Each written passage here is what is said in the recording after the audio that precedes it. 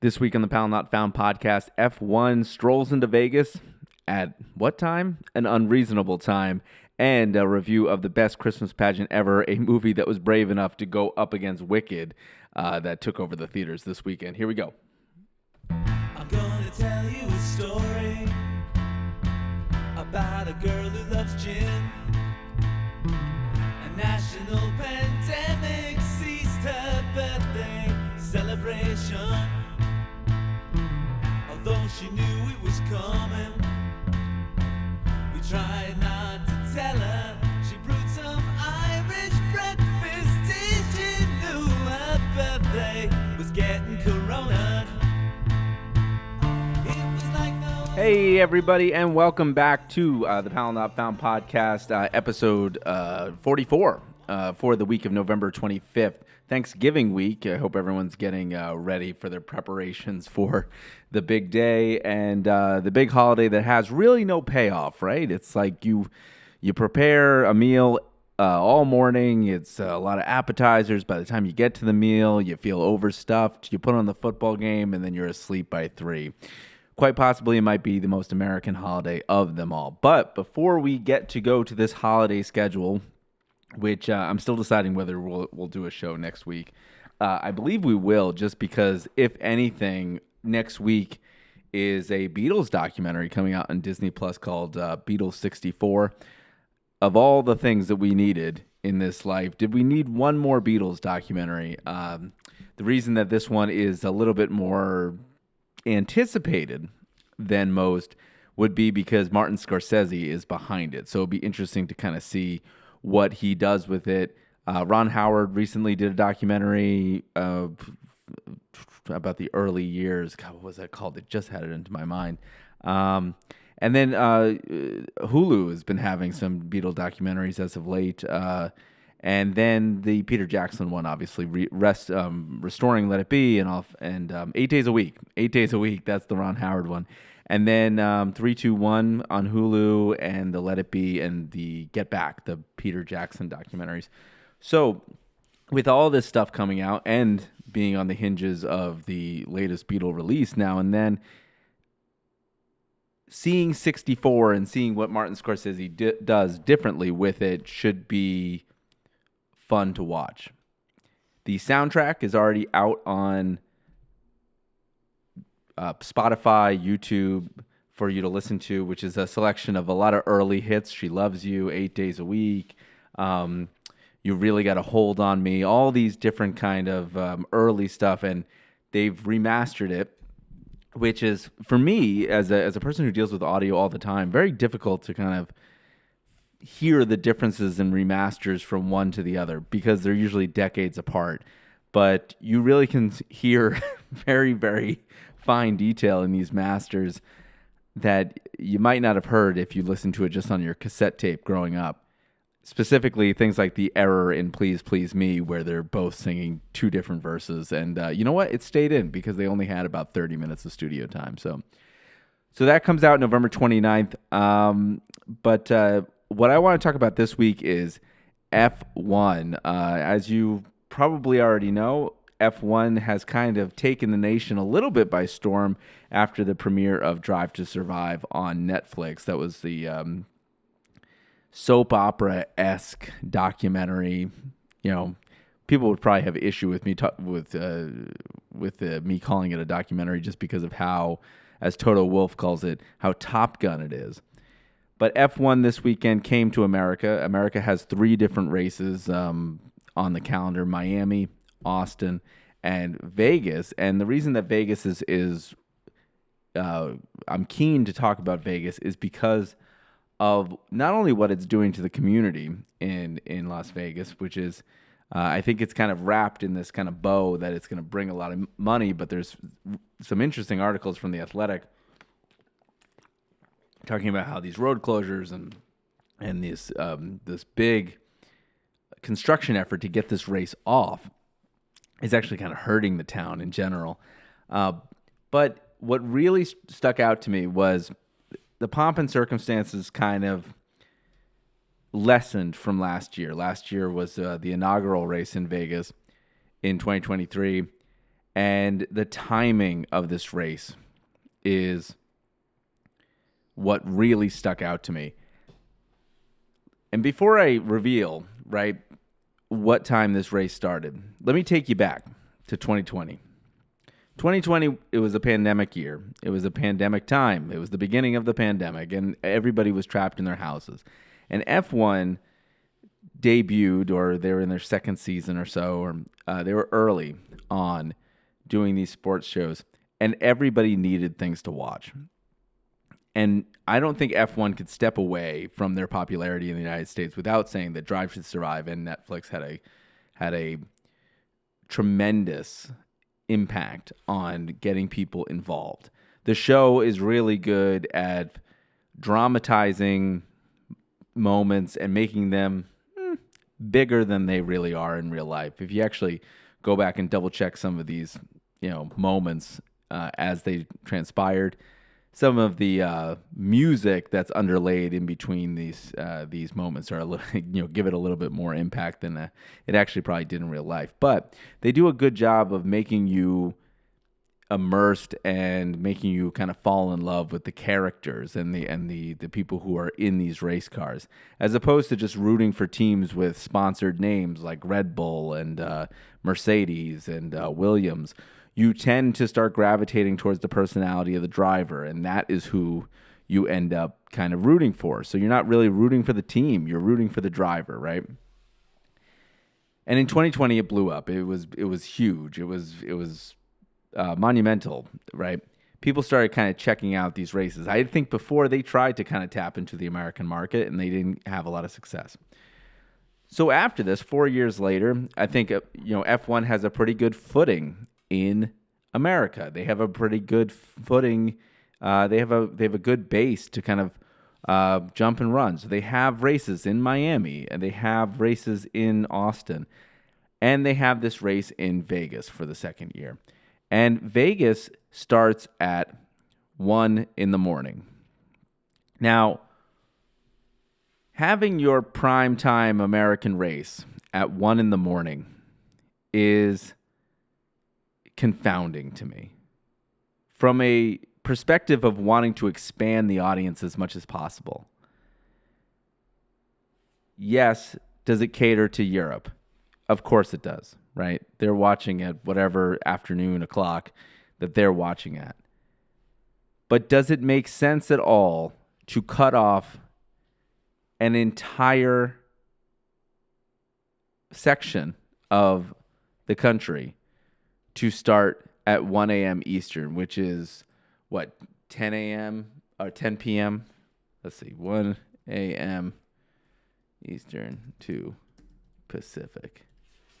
Yeah, 10 p.m. They want it to start at 10 p.m. I understand that the appeal of wanting to start a race at 10 p.m. Pacific, it's at, it's in the middle of the night. You see all the lights with flickering. You see Vegas in pitch black.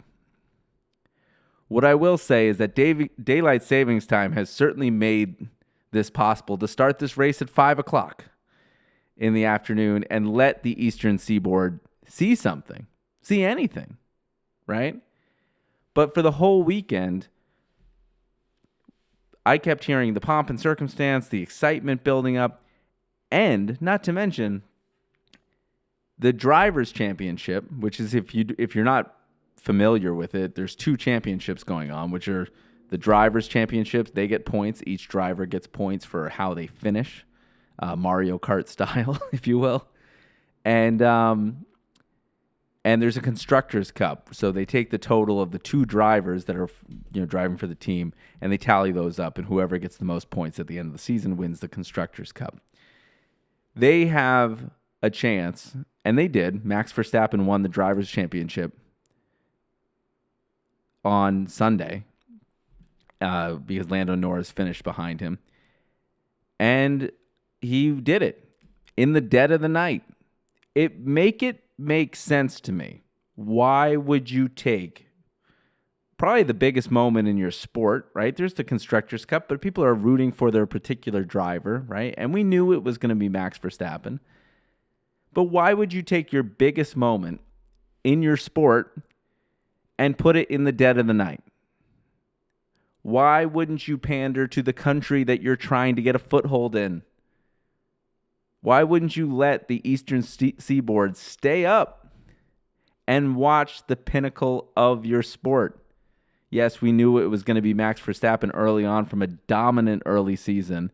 It was going to be kind of unrealistic for him to even, for anybody to really contend with him after the start he had, because it took so long for the teams to catch up. But why would you put the crowning moment of your sport in the dead of the night? It's the equivalent of putting the Super Bowl at 4 a.m. It's the equivalent of playing the World Series at night and then not putting any of the lights on. I can't imagine that the ratings are going to get any better. I actually looked them up. The F1 ratings in 2023, after the inaugural race of Las Vegas, was 1.1 million viewers, right? Which is still staggering considering it's at 1 a.m., right? That's an amazing segment of viewership. Could you imagine if they put it at 9 o'clock? Like, I remember people complaining about the World Series being late because it started at 8:45 one night, right? And it is, right? Baseball used to be 3.5 hours long. Now it's a little bit, those playoff games, even last year, were not 2.5 hours long. The pitch clock didn't really even make a difference. But people were complaining about not being able to watch the sport's highest moment, and that was at 9, right? Before this weekend, according to Google, according to Black Book Motorsport, the F1 was averaging 1.16 million viewers before this weekend's U.S. Grand Prix. I feel, and I completely believe, that this is a missed opportunity for F1. You got to push back the time, right? I mean, the drivers were openly complaining about the time shift. I don't know why they want to do it in the dead of the night. I'm not sure if they're catering to the city because the city hits peak at like 1 a.m. or 12 midnight, if that's when everybody kind of comes in. But when you have a certain level of things that are happening, especially when you're crowning your driver's championship that night, or there's a possibility, you got to make the adjustment. And they didn't, and they failed to do so. And I feel like if they keep on going, Vegas has a 10-year contract to have races in the city. They have to make this adjustment. There was story after story after story talking about how businesses were affected by the F1 Grand Prix being in Las Vegas, that it's quite different from a lot of the other tracks that are in America, considering that Austin is way, way out of the city limits. Miami is in Hard Rock, Miami Gardens. And so they do a little bit of a better job not having it affect people. But since the inaugural year, it has impacted people. It's caused congestion problems. People are actively suing to try to get it out of the city, according to a report from The Athletic. So all in all, I feel like F1, for all that it's doing to try to capitalize on the spectacle of Vegas, they're not doing themselves any favors, not only with the people, but with the people who are tuning in. I'm telling you right now, it's just like Australia's race in F1. It's in the middle of the night. But I can kind of get behind that because it's not being done in my country, right? It's not being done in the United States. But when you have a Grand Prix that's in Las Vegas and you don't cater to 3/4 of the country, you're never going to improve. Just as simple as that. So with that, I wanted to kind of cover that really, really shortly. When we come back, I'll talk a little bit about the movie, The Best Christmas Pageant Ever. I still give it a lot of props for going up against Wicked here this weekend. And when we come back. So let me cut to commercial here, and we'll be right back.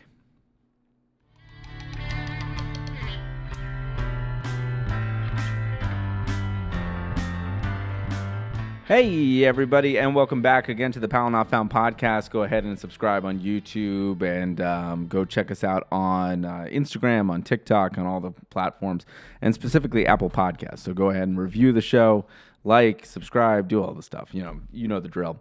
Uh, Lastly, this week, I want to talk about a unexpected movie that I didn't think I was going to check out. Honestly, the movies have been, I want to say, drier than late.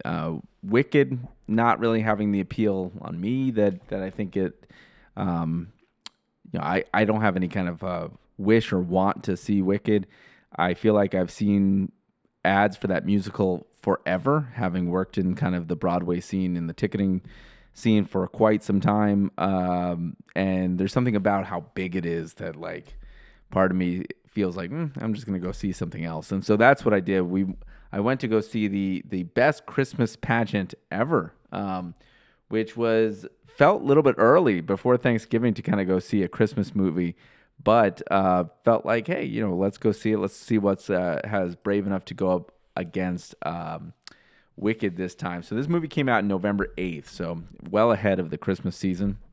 They kind of did the Ben Folds thing and released their Christmas property way early to see if it could get any traction.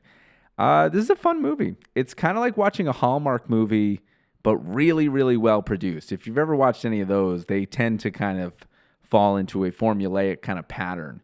And there's a lot of heightened characters, and there's a lot of drama, and the pace just keeps on going and going and going. But this particular movie, which is based on a 1972 novel of the same name, basically kind of follows this troublesome family called the Herdmans that are kind of terrorizing the town, and they kind of find religion in the form of a Christmas nativity play. And through this play, they kind of find their identities, and they find their place in the society, and it kind of touches on certain aspects and certain themes that are kind of prevalent, like when you're involved in a community like that. So hypocritical views of who people are without really, really knowing their situation.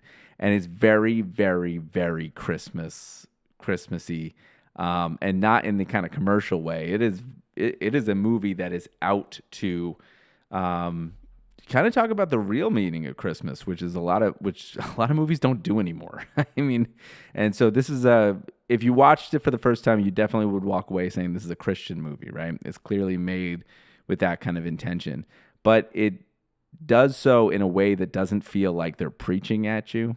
They do it in a way that's actually kind of clever, quite funny.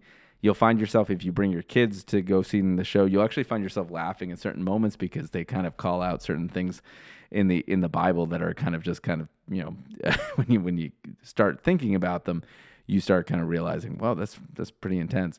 But they do it in a comical way that doesn't feel like you're sitting in a CCD class or church, right? Which is understandable. I think another strength of this movie is that it goes out of its way to get some recognizable people to kind of get you in the door, right? If you're familiar with Pete Holmes, who is the comedian that followed Conan for quite some time until on the Pete Holmes Show on TBS, he's in this. He kind of plays a very stereotypical father who's kind of going with the motions, not trying to get involved in town politics and all that kind of stuff. And there's also Lauren Graham from Gilmore Girls fame, who plays the adult version of Beth, who is who you're following. So this movie is good for the Christmas time, right? Because it kind of stays on base, right? You got to give it credit for doing that, right? For trying to stay on message here with what Christmas is really about, right? It also kind of makes you not envy living in a small town where town politics and town personalities can really be domineering, right? And they can kind of make even nice things like putting on a play stressful, right? And as we go into this kind of holiday season, I think this is like the kind of right message to kind of push forward, right? It's like, hey, remember, change can be different, things can be different, but we have to be kind of tolerant of everybody, and no matter what their circumstances, because chances are you don't know what they're going through, right? It's a really nice, righteous message throughout this whole movie. And it's well done. And it's kind of, if you take a step back and like stop, expecting complete realism, you'll enjoy the absurdity of this movie. The characters, the Herdman kids, are archetypes, right? They are two-dimensional rascals. They are kind of people who are kids that have no, clearly like no parents living with them at all. They're just kind of surviving themselves and hoping to kind of get by on scraps. If you kind of look at it as a cartoon, I think you'll enjoy this a little bit more. It's kind of shot that way, to be honest, like because to keep up the pace, right? I think that does the film justice because with that fast pace, it kind of helps you digest a little bit. If you feel like the religious overtones are getting a little too strong, it's usually buffered up by a pretty funny comedic timing, right? I could only assume, this is total speculation, that some of these moments that are emphasized in the movie for comedic effect just have to come out of Pete Holmes' personal life. I believe he was a youth pastor when he was younger, so I imagine that some of these moments are directly out of his playbook, right? But yeah, go see this movie if you're looking for a good Christmas movie that has a good message. That's not gonna, if you're looking to take your kids to something that's not gonna be offensive or anything like that. And if you don't mind the little dosage of religion that, again, is kind of a little bit jarring if you're not used to that. If you're not used to watching Christian movies on the big screen, which I'm certainly not, this was kind of surprising to me. But I grew up in a Catholic household. This kind of talking about this stuff was not necessarily that it wasn't anything to shy away from. So if you're not worried about that kind of stuff, or if you don't mind it, go see it. It's very, very different. It's kind of a touching play. It has moments that kind of pull at your heartstrings. You're not going to be sobbing. You're not going to be crying buckets or rivers in the middle of the movie theater, but you will kind of walk away feeling like you didn't get gypped out of watching a movie. And with everything that's happening in the movie theater right now, with Wicked kind of taking over, this is kind of a nice departure from even watching like a cartoon or a kid's animation and stuff like that. It's good to see some of these actors and actresses that we haven't seen in a while, especially Judy Greer, who plays the teacher. I haven't seen her in a long, long time. It's kind of good to see them flex their chops every once in a while. So it's a touching movie. It's a well-made movie. It does remind me of a Hallmark movie that's just kind of overproduced. So if you enjoy these shows, you're going to enjoy this movie. So go check it out. Again, that's The Best Christmas Pageant Ever, about the Herdman kids, based on the 1972 novel that are in theaters now. So go check that out. With that, we are going to have a shorter show this week just to kind of keep everything concise for the holidays. We have some big things coming up. As the baseball season tends to start churning, we've got winter meetings coming up in December 12th. We've got the Beatles 64 documentary coming up down the pike. And we've got the Thanksgiving holiday. For everybody who celebrates Thanksgiving, have a great holiday. Please avoid any kind of fights with your family.